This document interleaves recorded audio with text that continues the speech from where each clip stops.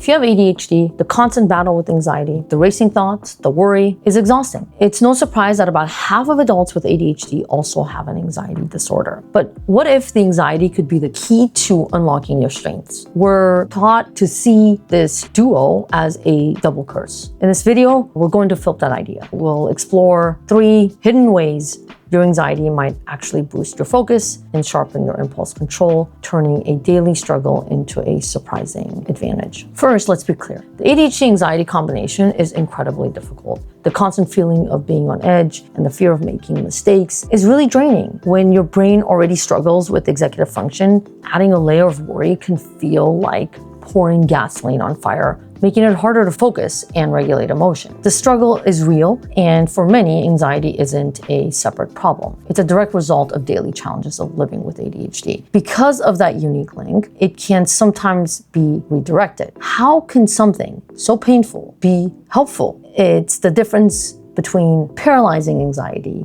and activating anxiety. This goes back to the whole idea of the Yerkes-Dodson curve, where this optimal level of anxiety can actually improve performance. So paralyzing anxiety is the overwhelming fear that leads to avoidance and shutdown. Activating anxiety is the jolt of pressure, the adrenaline rush, before a deadline that can give the ADHD brain a needed kickstart. So the ADHD brain often has a lower state of arousal in general, making it hard to engage with uninterested tasks.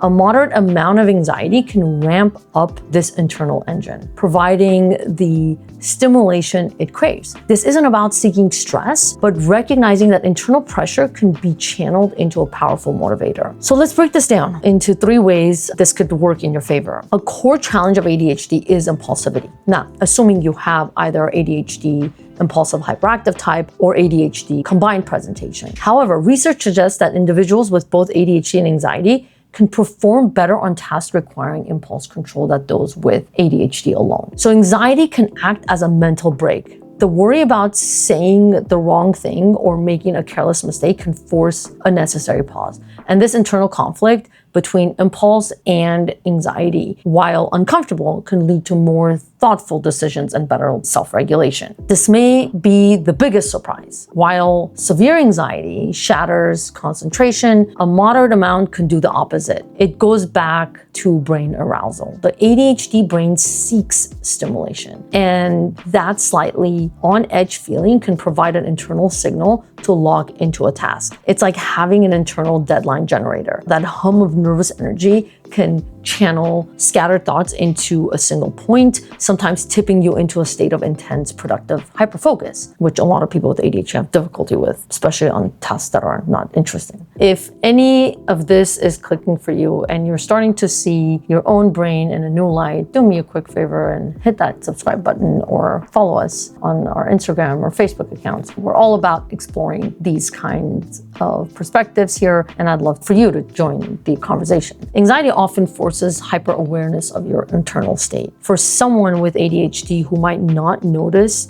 they're off task, this is a significant advantage. So your anxiety can work as an early warning system, alerting you when you're becoming overwhelmed or your focus is drifting. If you learn to listen to it, you can catch yourself before you get lost. The heightened self-awareness is the first step towards building better, more proactive strategies for managing your ADHD. None of these benefits are possible if your anxiety is out of control. So let's talk about that for a second. The goal is to lower its volume from this extreme state to a more motivated state. So again, going back to the Yerkes-Dodson curve, if you have no anxiety at all, performance is low. If you have too much anxiety, your performance is also low. But if you have optimal amount of anxiety, if you look at the curve, you fall at optimal level of performance. So you do want some anxiety, you don't want too much anxiety, and you don't want too little anxiety. None of these benefits are possible if your anxiety is out of control. The goal is to lower its volume from an intense